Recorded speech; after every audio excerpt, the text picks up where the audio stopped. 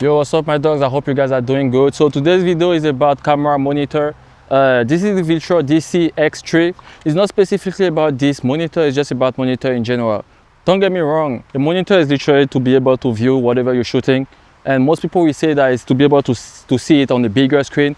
And that's kind of what I thought I will use mine for, up till when I realized it has features. So there are two types of monitors.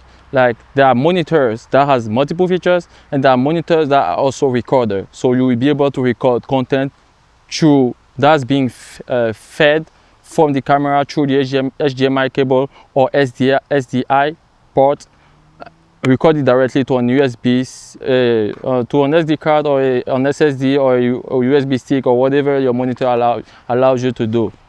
In my case, it's not a recorder, it's just a monitor, but it has a bunch of features I didn't know I needed. To be honest, when I got it, I didn't really use it. Like, I just tested it out.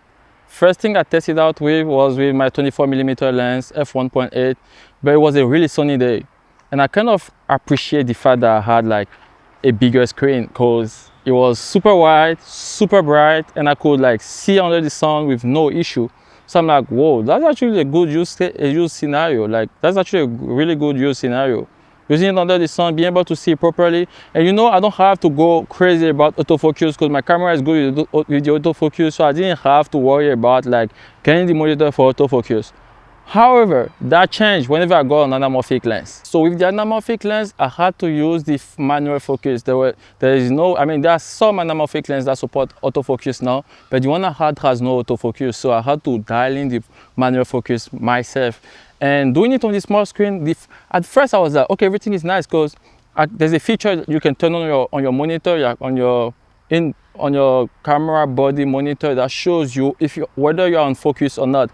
But I think in my case, I think the setting wasn't dialed in properly. Because sometimes we think I'm on focus, like I'm in focus, but like I wasn't in focus. Because as soon as I get back home and I check whatever footage I shot with that anamorphic lens, I check it back on my monitor at home, it was out of focus. I'm like, oh, that's weird. Up till when I realized that there's actually a focus like feature on the monitor itself. So that was another feature that I really like with this monitor. The fact that it has a focus, like it kind of has a feature that helps you pull manual focus easier, and you can actually see whether you're in focus or not. I didn't know that. Another thing is, I mentioned anamorphic lens.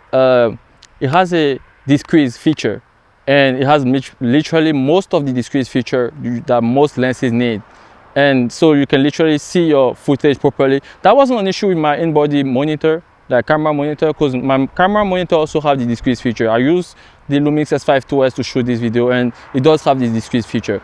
But it's good to know that it has it. Another thing it has is the exposure feature. It has a lot of exposure feature. It has the false color and all those stuff. But I'm not really a fan of those. I don't usually use those. I literally go by whatever I see on the screen and make sure I'm not clipping my highlight and make sure that the shadow are not too crazy, you know. So I wasn't too much a fan of it. But like the main feature I would say will be the fact that I could use it under the sun properly and it was super bright, and the fact that I can pull my focus easier with it because I can actually see whether the footage I'm shooting or capturing is in focus or not. That was like a game changer for me, literally. So I'm not gonna go over all the features this monitor has because I know so many monitors have different features. But like, I just wanted you to know that monitors are, tools that people are using, and if so many people are using it, it means it's actually useful. So just go ahead and try out some monitors or try out some stuff for yourself. And if you don't like it, what's the worst case? Just sell it back. You know what I mean? You can either try stuff before you buy them sometimes. So just test them out before you send them out. So like in my case, just to recap, in my case, this monitor is useful because I can pull my focus easier, especially when I'm shooting anamorphic, and the discrete is way nicer because it's bigger. But like, that's mostly why I'm using this monitor.